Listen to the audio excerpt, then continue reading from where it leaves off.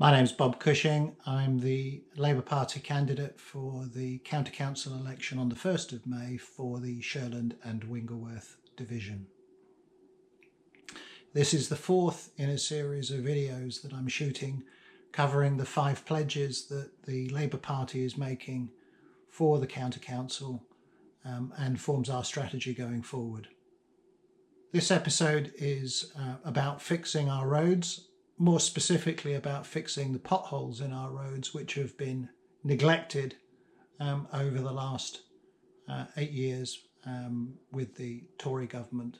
The Labour government has provided an additional £39 million worth of money to Derbyshire County Council in order to fix our roads, covering a number of different things. Road safety is one, subsidence at places like Snake Pass is another, but from what we hear back from our constituents, most people are concerned about the potholes.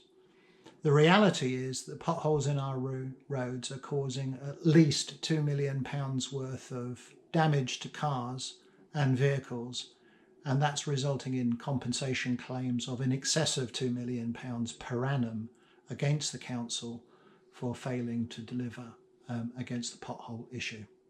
As for road safety, there are a number of junctions that have caused concern to people in the division, not least the rather difficult crossing at Spancar, and which is on the main Matlock to Chesterfield Road, but also a persistent problem on that stretch of road with road racing and illegal speeding with cars recording in excess of 100 miles an hour. There was in fact a death at the bottom of Slack a few years ago where a motorcyclist lost control, and again the analysis leads us to believe that that motorbike was travelling at some point at least 100 miles an hour.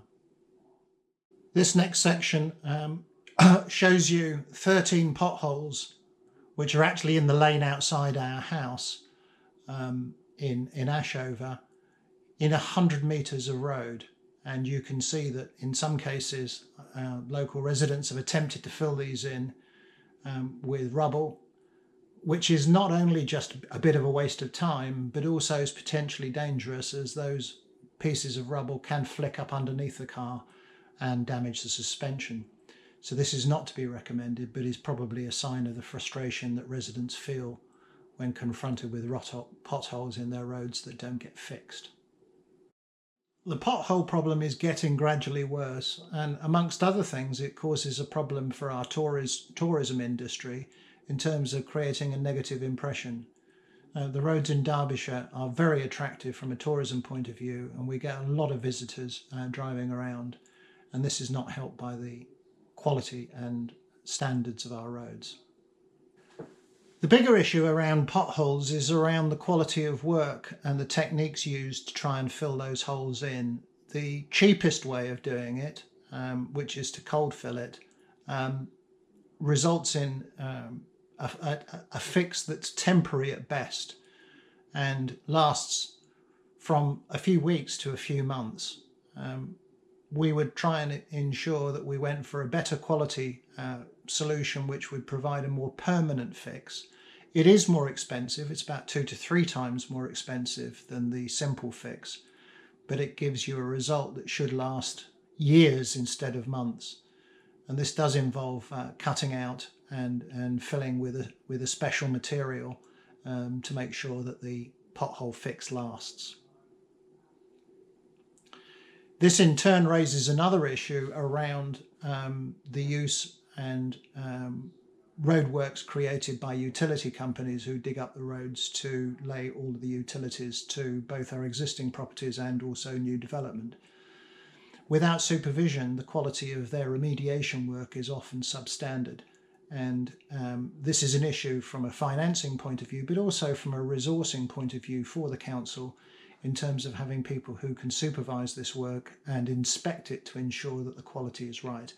At the end of the day, utility companies have a responsibility to come back and fix issues where their repairs don't last, but without somebody to monitor this, this is going to be difficult.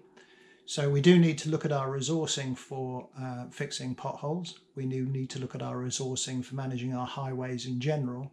And we also need to look at the procurement of services that we use, either for third-party contractors or the utility companies who themselves either subcontract their own repairs or undertake that work themselves. And that will require people to be available to survey and check the quality of work.